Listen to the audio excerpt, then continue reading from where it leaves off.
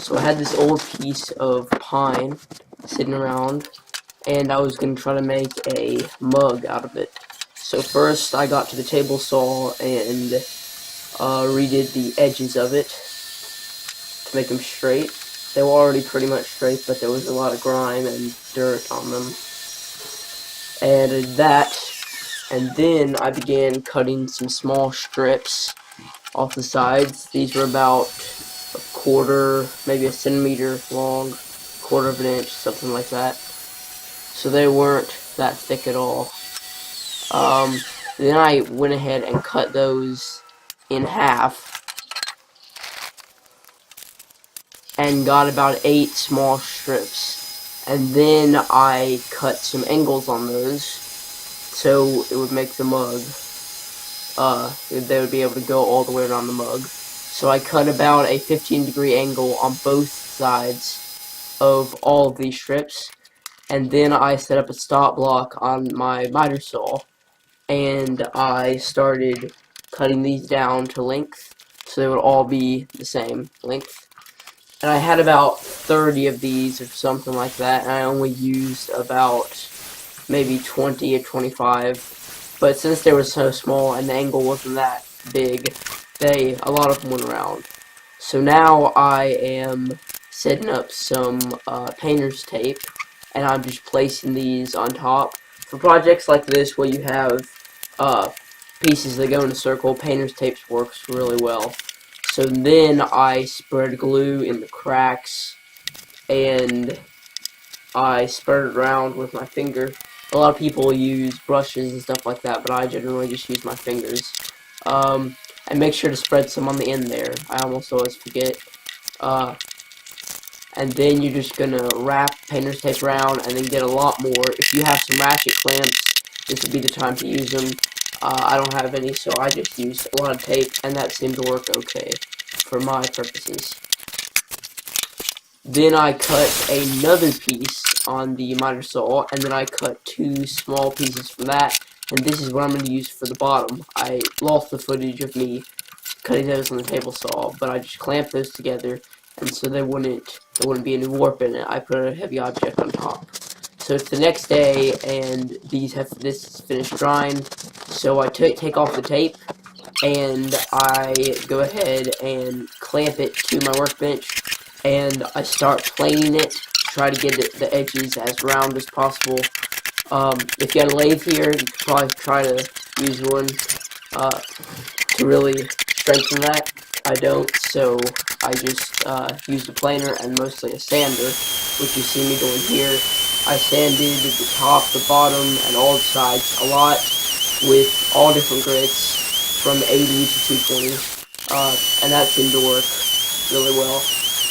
And you need to make sure you don't put too much pressure on these pieces, or you will break them.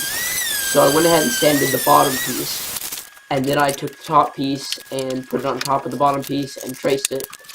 And then I took it to my scroll saw, which is actually one of my favorite tools. It really is useful in all kinds of projects. And I cut out the circle there, and then I went ahead and put it back on, spread some glue, and clamped it for about 2 hours. You gotta be careful how you clamp it here. There's a lot of different ways you could. I ended up using about 3 clamps, but after about 2 hours that was dry, and so I started filling in the small gaps on the mug. Since I was using, since I didn't have the exact angles on all of them, there were some small gaps every few pieces, and so I just spread glue mixed with sawdust, and that worked pretty well. You could also use epoxy, but I just used wood glue. And then I sanded all that off and did a final sanding for that piece, the particular actual mug. And I used different grits as well. And then I got this nice piece of oak that I found, and I cut a small slice on the miter saw, and this is what is going to be the handle for the mug. So I traced out how the handle might look. I wasn't going exact measurements here, I was just kind of sketching it on the fly, and it seemed to work okay that way. So after I was done sketching it, I again took it to the scroll saw, and that worked pretty well. Oak doesn't cut as well as pine does on the scroll saw, but it still cuts alright. And so I cut out the piece, and then again took it to the sander. I started with 80 grit sandpaper and worked my way all the way up to 220. And I tried to sand the little indents on the two sides so that it would sit nicely against the rounded surface of the mug. And here you see me drilling small little holes in the mug where the handle is going to sit. This is because I'm using Gorilla Glue, and since that foams up and really expands, the little holes really help it.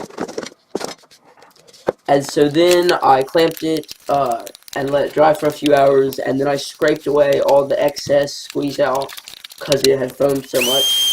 Then I again sanded it, sanded the handle and everything, give it one last coat of sanding, and that really helps at the end of the process, just to sand it. Then I wiped everything off from sawdust. I wasn't using mineral oil, but you could here.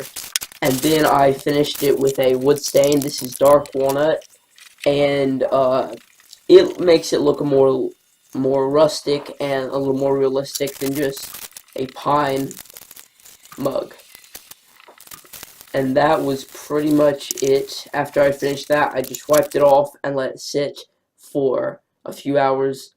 I only used one coat. I not used two, even though you could if you wanted to be even darker. But I like the brown look that it came with. And so that's pretty much the whole video. Let me know what you guys thought down in the comments. I've got tons of other stuff.